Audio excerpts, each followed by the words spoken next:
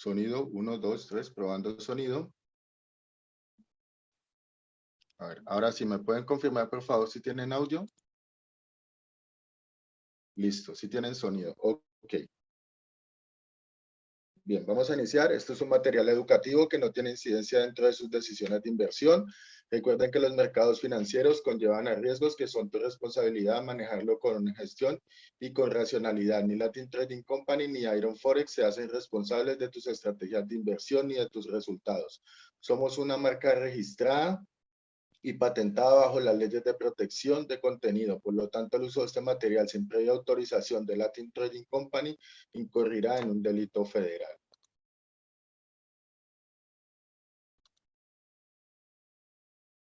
Perfil del exponente: Juan José Herrera, analista de mercados, estratega de la compañía Iron Forex para Latinoamérica.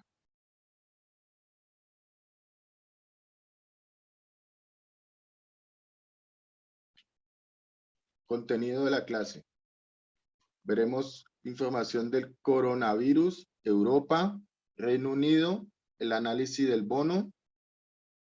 Estaremos viendo también un análisis a fondo sobre la inflación y sobre los tipos de interés.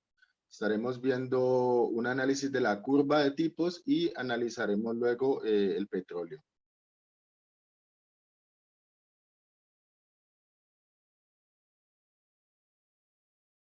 Muy poca la asistencia el día de hoy, bastante poca, pero bueno, vamos a darle. Por respeto a los que están en la sala, vamos a iniciar el día de hoy.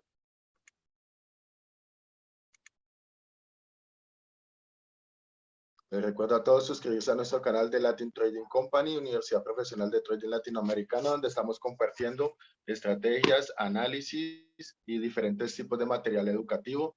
Les recuerdo a todos dejar su like cada que vean un video. Es una forma de agradecer crear este contenido gratuito para todos ustedes, ya que de cierta manera no se encuentra ningún beneficio monetario más que el de poder compartir con ustedes como una comunidad y darle valor.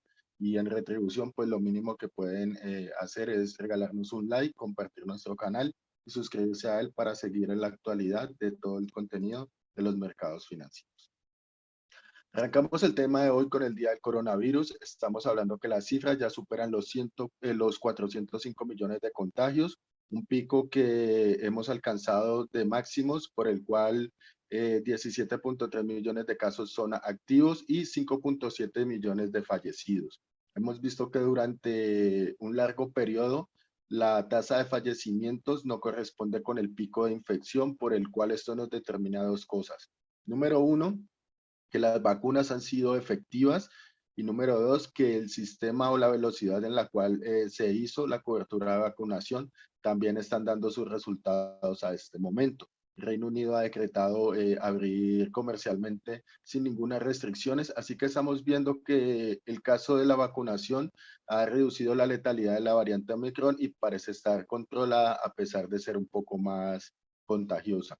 Esto nos determina que antes teníamos pues bastante como miedo a través del coronavirus y de las restricciones que podíamos tener a través del crecimiento, y pues ya no es un factor que prime en primer lugar. No se descarta, pero no es el primer lugar de, como ha sido costumbre durante todo este año y medio, de venir hablando primero del coronavirus, ya que determinaba diferentes posiciones de mercado. En el lado de Europa, los datos del PMI industrial, que fueron buenos datos de la producción, aunque todavía muestran niveles superiores a la pandemia, alojándose en el 26% desde el 23%. Perdón. ¿Qué quiere decir esto de los datos de PMI industrial? Bueno, aquí estamos viendo realmente el coste de la manufactura y estamos viendo el coste de la producción. Así que más adelante vamos a ver un especial por el cual el coste de la producción se ha visto afectado a través de los cuellos de botella, a través del tráfico marítimo, a través de la crisis de contenedores y otras crisis que se han ido presentando como agravantes para poder tener unos datos de inflación y coste de producción tan altos. El Banco Central de Europa ya no insiste en que la inflación sea transitoria, sino que más bien sea estacional y manda de nuevo un mensaje claro de no subir las tasas de tipos de interés hasta no terminar el paquete de estímulos QE en marzo del 2022. Esto quiere decir que el Banco Central ha venido como escopeta de feria, como le coloqué en una de las diapositivas, tratando de crear un modelo para adivinar, digo adivinar, porque es que como para tratar de prever o tratar de adelantar un dato, sino tratar de adivinar un dato que realmente todo el modelo económico que nos han venido dando durante estos últimos ha sido total fiasco. Así que vamos a ver el forecast que tiene el Banco Central Europeo en comparación con los datos que nos dan y cómo termina estos datos siendo reales o no. Ahí vamos a ver una diferencia muy grande. La inflación llega al 5.1, superando el dato de los europeos que preveían. A ver, aquí hay un dato importante. Estábamos en 5.1, en 5.0 y quedó en 5.1. Un 0.1 no es una diferencia muy abismal en cuanto a la subida. El problema no es ese. El problema es que los analistas estaban teniendo en cuenta una previsión de una reducción del 4,4%. Ahora, una reducción del 4,4% a una subida del 5.1, aquí sí hay una diferencia bastante grande. Entonces, como vemos, los encargados de la política monetaria, los encargados del staff económico del Banco Central Europeo casi hasta menos en cuanto al modelo de poder atribuir un dato corto a acción, por lo cual si las decisiones de la política monetaria y de las subidas de tipos se van a basar o se basan de hecho en este modelo cuantitativo de análisis de la inflación, pues podría ser que la medicina podría ser mucho peor que incluso la misma enfermedad. ¿Por qué hablamos aquí de la escopeta de feria? A ver, porque han visto el comportamiento de la línea roja que ven aquí, es el comportamiento de lo que nos dicen los bancos centrales que va a pasar con la inflación. La línea negra es lo que pasa con la inflación. Entonces, cuando los analistas nos prevén que van a subir por el 1%, sube por el 3%.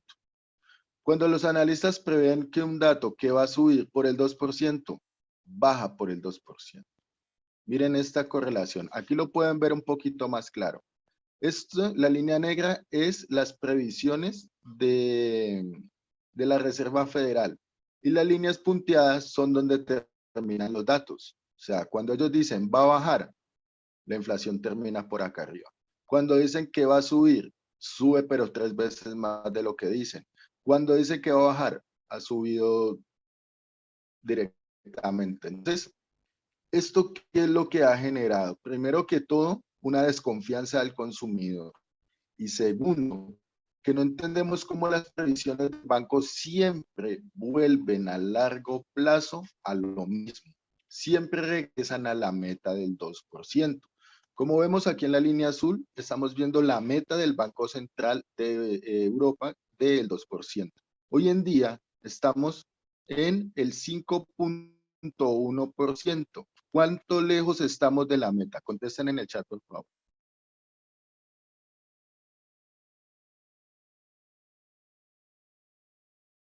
¿Cuán lejos está el Banco Central Europeo de la meta de inflación en comparación a la medida que es?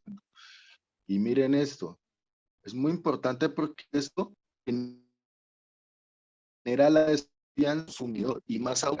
Es prácticamente como Reserva Federal, o perdón, en este caso, el Banco Central Europeo dijera, voy a subir las tasas de interés, entonces hagamos lo contrario, que las va a bajar. Cuando diga que van la inflación va a bajar, hagamos lo contrario, los activos cíclicos para la inflación suba.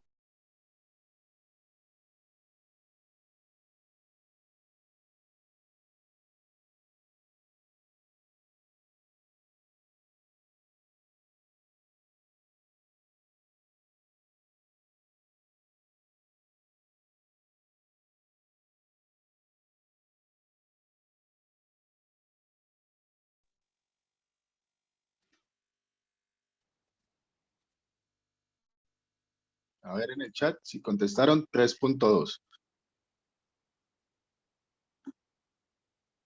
A ver si tienen audio, si ahí tienen audio. No sé qué sí.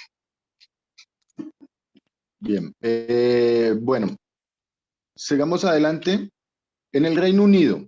En el caso del Reino Unido, tuvimos los datos del Producto Interno Bruto esta semana para el Reino Unido, donde se estableció o se estabilizó en un 6.5% frente al 7% del año anterior. Aquí habíamos hecho una investigación en el cual habíamos analizado los datos que teníamos del crecimiento económico del Reino Unido. ¿Qué error cometimos en esta investigación? Número uno, que los datos que analizamos y los datos que está corrigiendo el mercado están un año atrasados. La inflación se remite un año después. Los problemas de los cuellos de botella se remiten un año después. Materias primas, la inflación de las materias primas se remiten un año después. Porque yo compro los materiales a un precio, coloco la construcción de la vivienda a un precio, pero la inflación durante este tiempo puede subir o bajar y las materias pueden subir o bajar. Pero el plan que yo ya hice a futuro en la cotización tenía esa cifra o ese dato estacional de inflación.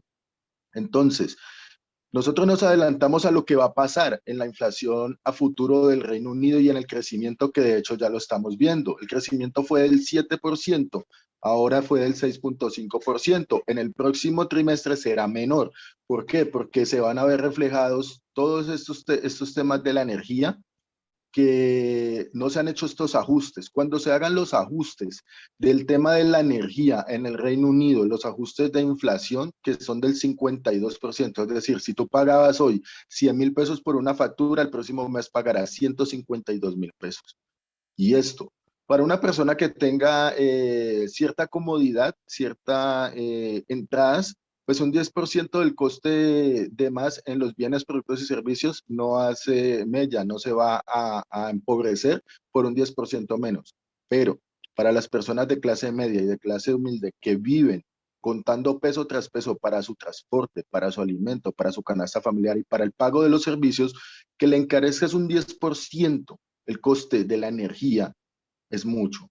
Ahora un 50%. Imagínate cuánto decrece tu renta y cuánto decrece la capacidad de consumo y de poder adquisitivo que tiene la clase media.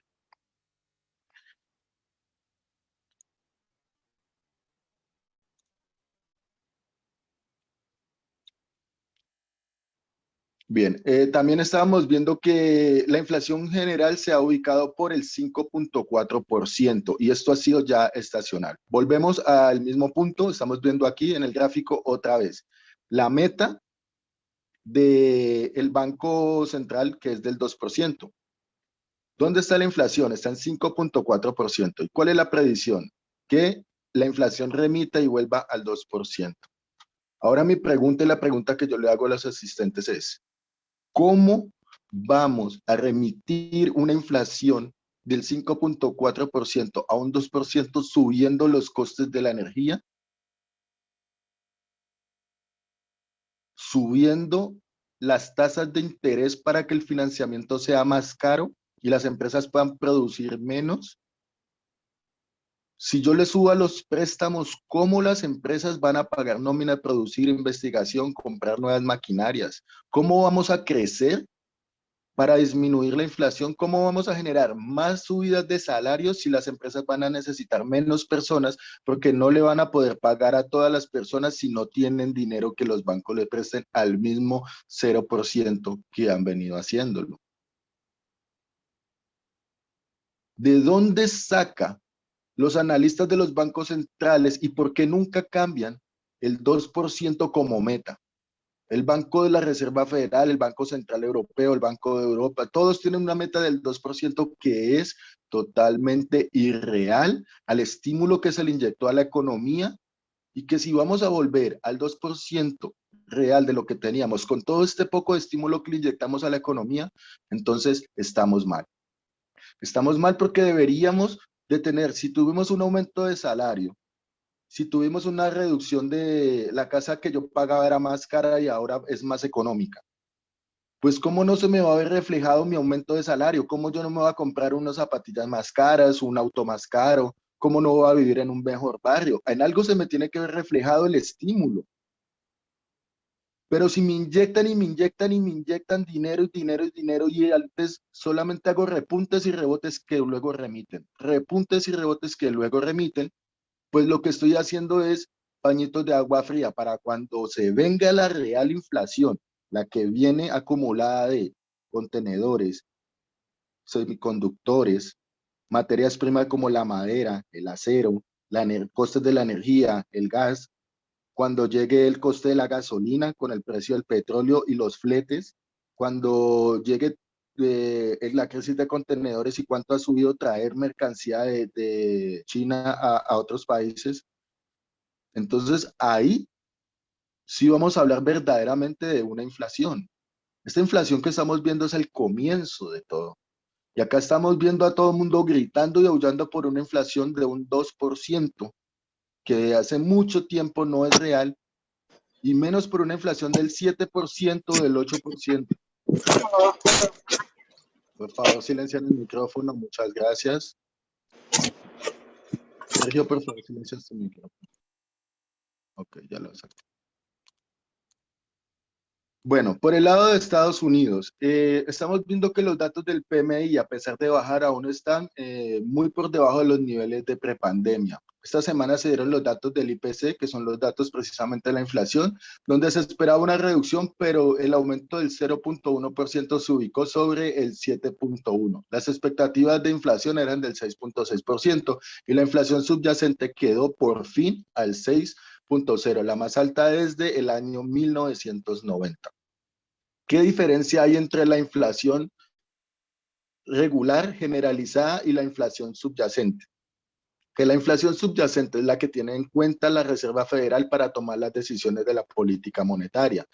Esta no computa alimentos ni energía por ser tan volátiles. Ahora mi pregunta es, ¿cómo quieren medir una inflación y dar una tasa real del decrecimiento o el aumento de la renta y del poder adquisitivo de una persona si no están computando alimentos y energía, que hace parte casi, yo creo que del 60% de lo que gastamos en nuestro dinero real, nuestra renta real, en lo que más gastamos es alimentos y energía?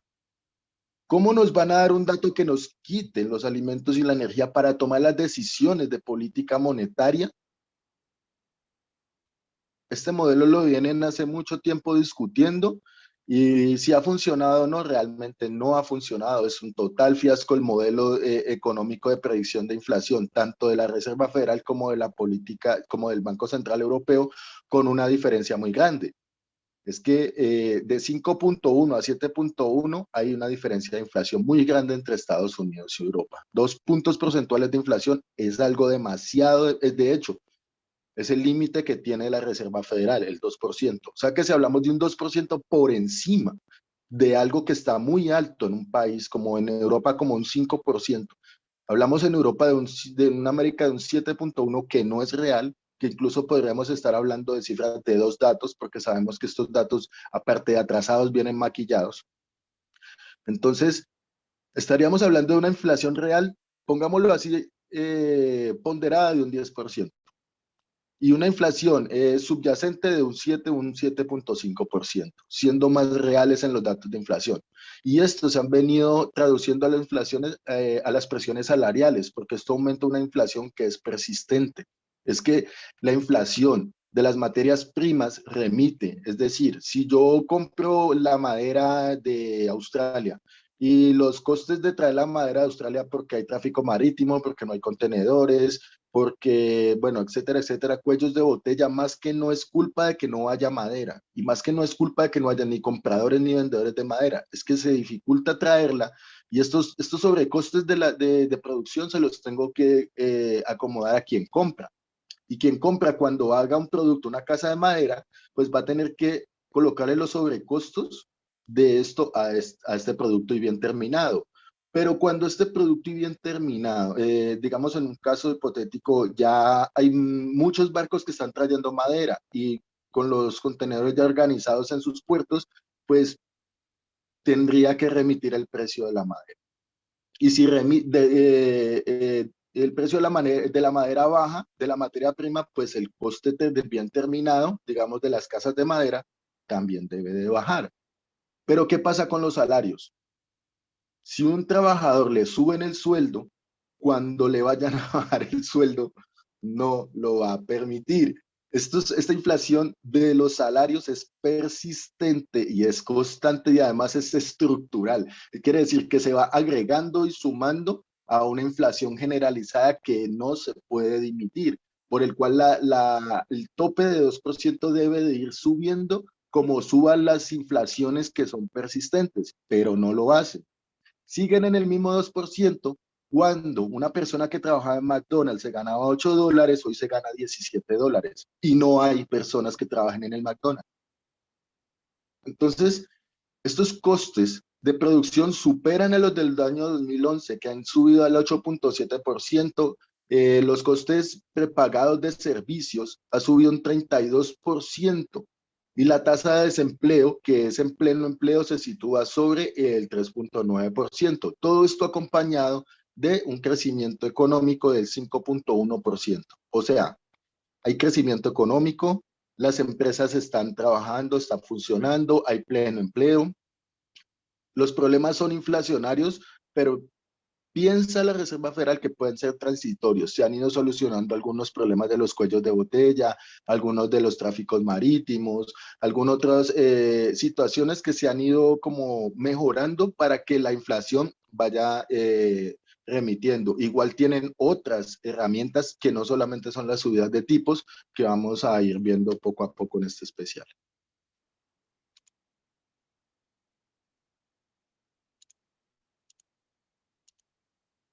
El índice de la confianza del consumidor es de los que más se ha visto afectados, como hablaba anteriormente, en los datos de escopeta de feria, que ya no están precisamente dándonos unos datos reales, unos datos en los cuales podamos nosotros confiarnos para poder tomar posiciones en base al ciclo económico. Entonces, la confianza del consumidor lo que ha hecho es mantenerse a la cautela de la inversión de renta tradicional e irse a activos que han tenido un poco más de aspersión al riesgo. El caso de bonos basura, el caso de bonos AAA. ¿Por qué? Porque los bancos centrales han dado un aval de que toda deuda, no importa cuánto dinero tenga que imprimir, como en el caso de Japón, que ha dicho, no importa cuánto, tengo una maquinita y no importa cuántos yenes yo tenga que imprimir, pero no voy a dejar que las compañías me bajen la tasa de desempleo. Es decir, no quiero desempleo, así que así le toque al gobierno pagarle a las mismas compañías para que le paguen a los ciudadanos, pues no importa, le compro la deuda y sigo emitiendo bonos de deuda, bonos basura, pero sigo sosteniendo la economía con el balance, aumentando el balance, aunque esto ha venido cambiando durante las últimas reuniones de Japón. Se ha hablado mucho ya de cómo ha cambiado de negativo, de ser beneficio negativo a ser un beneficio positivo, y esto pues acrecentaría la atención de algunos inversionistas a través de ir a buscar un beneficio óptimo prestando dinero a Japón.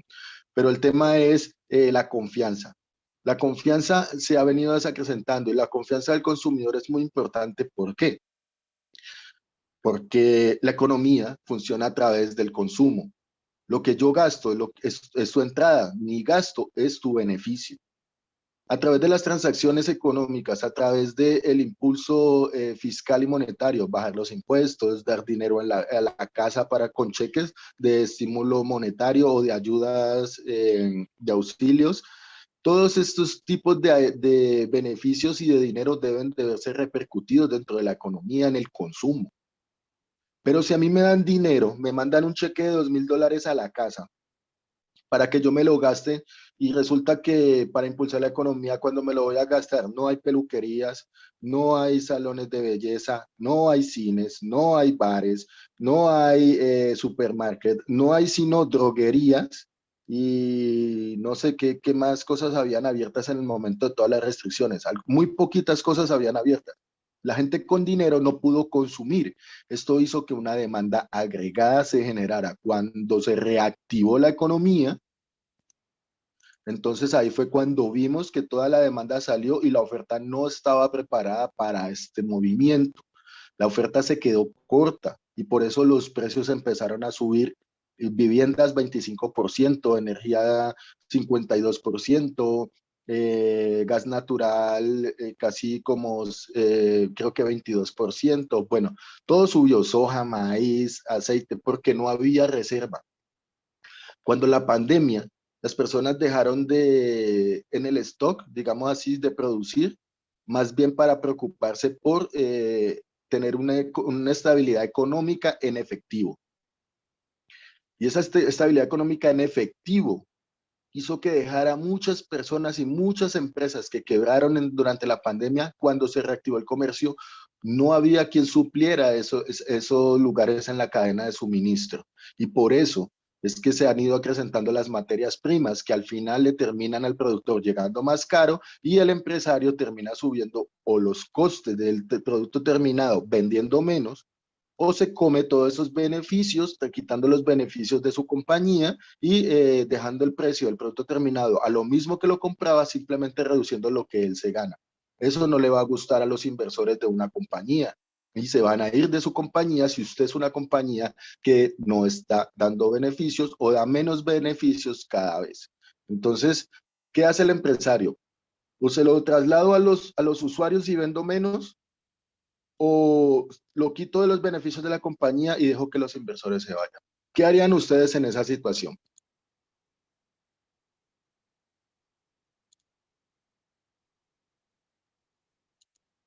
El carbón igual, la crisis en China acrecentó la crisis del carbón.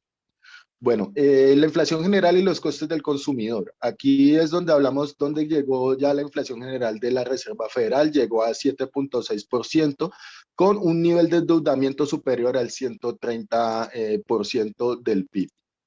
Esto es supremamente preocupante porque cuando tienes tanto endeudamiento superior al 100% de lo que produces y te dan un análisis donde te dice que vas a producir menos porque las cosas están muy caras, entonces vamos a subir los tipos de interés y al subir los tipos de interés las compañías van a producir menos, por el cual el crecimiento económico o el PIB se va a ver afectado en negativo.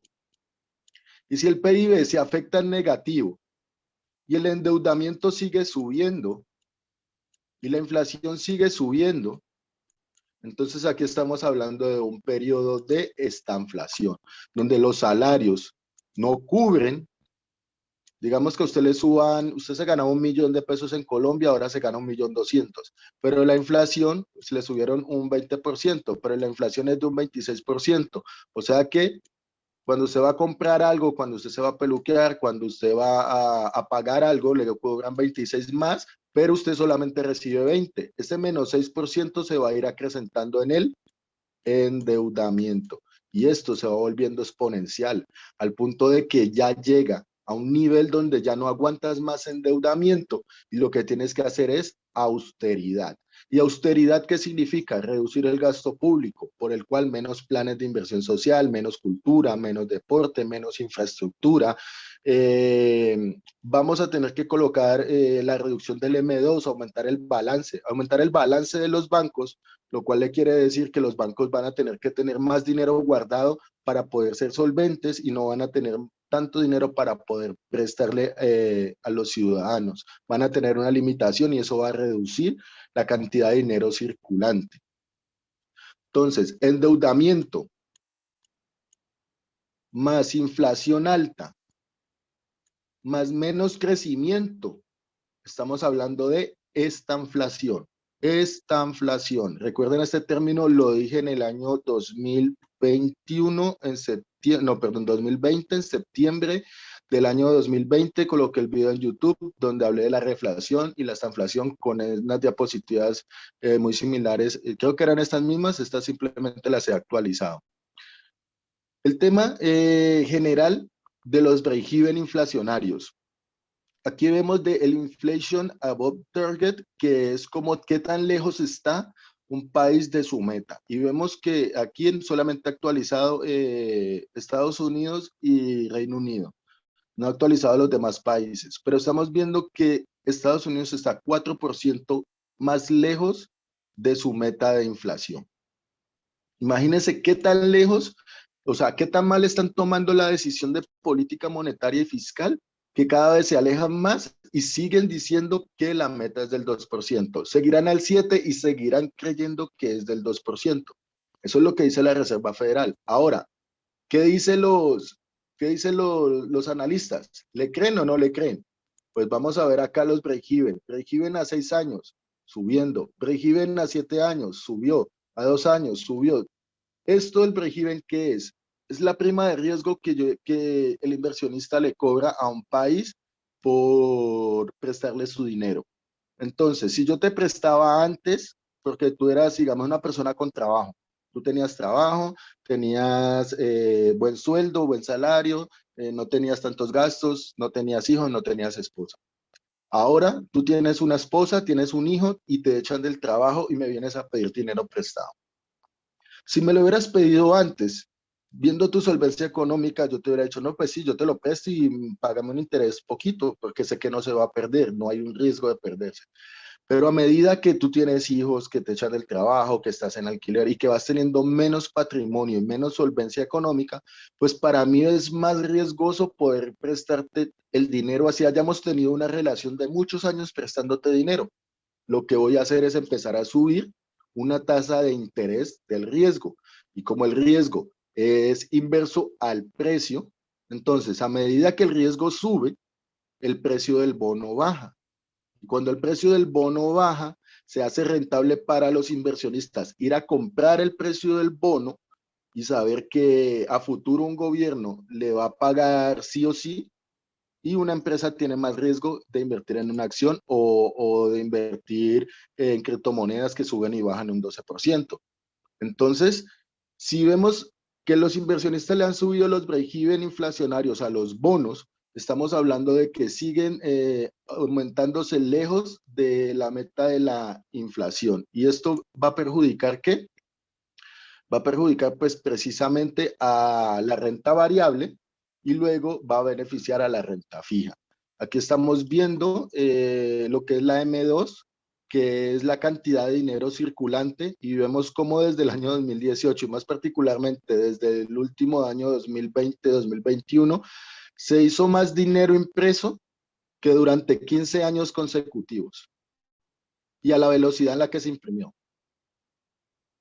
Así que todo este dinero, ¿a dónde creen ustedes que ha ido a parar? Miren, desde el año 2020 las bolsas de valores, ¿cómo tuvieron? Esto es solamente desde el año 2020 y este es el comportamiento de 15 años anteriores y este de solamente 2 años. ¿Ven la correlación? Dinero impreso, bolsas de valores. Y esto lo que está haciendo es una burbuja que está a punto de estallar y de corregir un 20, 25, 30 o 40% las bolsas de valores a través de la renta fija. El WM2 Index, que es el índice mundial de bolsas de valores, está dimitiendo. Por otro lado, a Joe Biden ya le cerraron el chorro, ya el gobierno ha decretado que el tope de la deuda debe mantener reduciéndose los balances y ya no imprimiendo más paquetes QE, por el contrario, han aumentado la velocidad en la que reducen estos paquetes de las compras de bonos de deudas y lo están haciendo a través de 15,000 millones cada vez. El balance de la Reserva Federal es correlacionado 88% positivo con el dinero del balance de la Fed con el SP500.